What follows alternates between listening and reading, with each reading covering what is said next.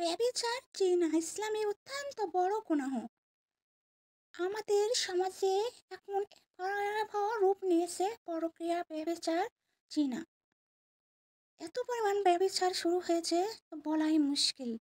আমরা আল্লাহকে ভুলে গেছি, আল্লাহর আযাবকে ভুলে গেছি। কুরআন ও হাদিসে আল্লাহ রাসূল সবই স্পষ্টভাবে এটাকে হারাম ঘোষণা করেছেন। পরকীয়া সম্পর্কে ইসলামের বিধান, পরকীয়া জিনা কোরআনে সম্পূর্ণ হারাম বলা হয়েছে। আল্লাহ তাআলা বলেছেন, তোমরা ব্যভিচারের ধারে কাছেও যেও না। নিঃসন্দেহে এটি অশ্লীল কাজ ও খুবই নিকৃষ্ট পথ। সূরা আল ইসরা 17-32। আল্লাহ এটাকে শুধু করো না বলেননি, বলেছেন এটা ধারের কাছেও যেও না। অর্থাৎ এমন কোনো পরিবেশ, সম্পর্ক, মেসেজিং, গোপন দেখা সবকিছুই নিষিদ্ধ। হাদিসে পরকীয়া কঠোর শাস্তির বিধান আছে। রাসূল সাল্লাল্লাহু আলাইহি সাল্লাম বলেছেন, যে ব্যক্তি ব্যভিচার করে সে ঈমানদারের অবস্থা নিয়ে ব্যভিচার করে না। বুখারী ও মুসলিম।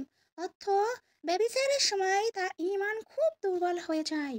দুনিয়ার শাস্তি, ইসলামিক আইনে পরকীয়া করলে যদি প্রমাণিত হয়, অবিবাহিতদের জন্য 100 বেদাঘাত, কোরআন নূর 24:2, 1 বছর নির্বাসন ইত্যাদি।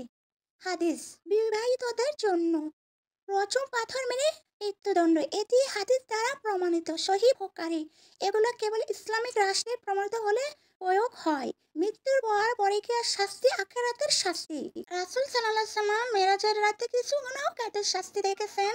হাদিসে আছে, আমি এমন কিছু লোক দেখলাম যাদের সামনে একটা চুল্লি ছিল, তার ভিতরের আগুন জ্বলছিল, তাদের পুরুষ ও নারীর আগুনে পোড়ানো হচ্ছিল। সাহাবীরা জিজ্ঞাসা করলেন রাসূল সাল্লাল্লাহু আলাইহি সাল্লামের কাছে, এরা কারা? রাসূল সাল্লাল্লাহু আলাইহি সাল্লাম তখন উত্তর দিলেন, এরা ব্যভিচারিণী পুরুষ ও নারী। বুখারী।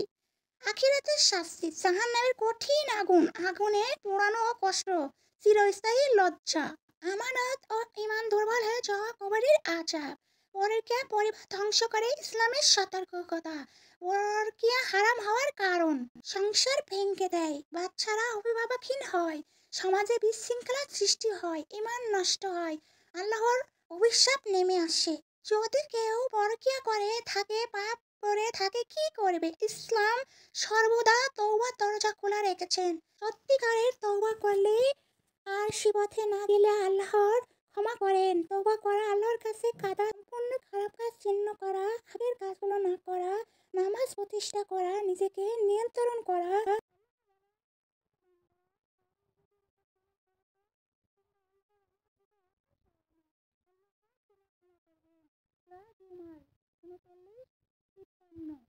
পরকীয়া ইসলাম অনুযায়ী বড় হারাম গুনাহ, কোরআনের নিষিদ্ধ। দুনিয়াতে কঠিন শাস্তি, আখিরাতেও ভয়াবহ শাস্তি। তবে সত্যিকারে তওবা করলে আল্লাহ ক্ষমা করবেন। আসুন আমরা সকলে তওবা করি এবং খারাপ পথ থেকে ফিরে